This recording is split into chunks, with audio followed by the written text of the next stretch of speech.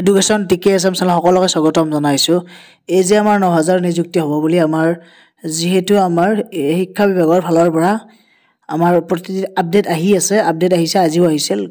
আৰু আমাৰ যিহেতু একত্ৰীকৰণ কৰিব, যিহেতু আমাৰ যিবিলাক স্কুলত মানে পিটিআৰটো মিলি থকা নাই 30:1 মানে সেইবিলাক স্কুল এমালগেমেশ্যন কৰিব।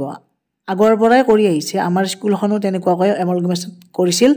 গতিকে এমালগেমেশ্যন হৈছে এইটো এটা মানে এখন স্কুলত ষ্টুডেণ্ট কম থাকিলে সেইখন স্কুলক বেলেগ এখন স্কুললৈকে লগাই দিয়ে যাতে পিটিআৰটো মিলি থাকে। আৰু আমাৰ ৯,০০০ শিক্ষক নিযুক্তি হ'ব বুলি যে কৈছে, এইটো ৯,০০০টো হৈছে আমাৰ আগতে ৫,৫০০ পদত আমাৰ এপ্লাই কৰা হৈছিল। আৰু এতিয়া যিহেতু আমাৰ ৪,৫০০ পদত নতুনকৈ এপ্লাই মানে চলিছিল, মানে নতুনকৈ যিহেতু এপ্লাই চলিব। গতিকে আমাৰ গোটেই মিলি মানে ৯-১০ হাজাৰ মানে হ'ব। গতিকে সেইখিনি ৰিক্ৰুটমেণ্টেই দিব আমাৰ এই ২০২৫ বৰ্ষটোত। বহুতৰে কনফিউজন হৈছে যে আকৌ নতুনকৈ আহিব নেকি ৯,০০০ শিক্ষকৰ পদ। মানে আগৰখিনিয়ে মানে আগতে যি দুবাৰ এডভাৰটাইজমেণ্ট দিলে, যিহেতু 5,500 আৰু 4,500।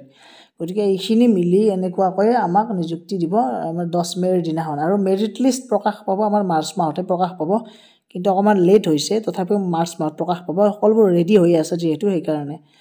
গতিকে ইমান বহুতে কমেণ্ট কৰি সুধি থাকে যে কেতিয়া প্ৰকাশ পাব, কেতিয়া। গতিকে অপেক্ষাটো কৰিছেই। গতিকে আমাৰ 10 মে'ত যিহেতু আমাৰ নিযুক্তি দিম বুলি কৈছে, গতিকে তাৰে আগতে গোটেইখিনি কাম সম্পূৰ্ণ হ'ব।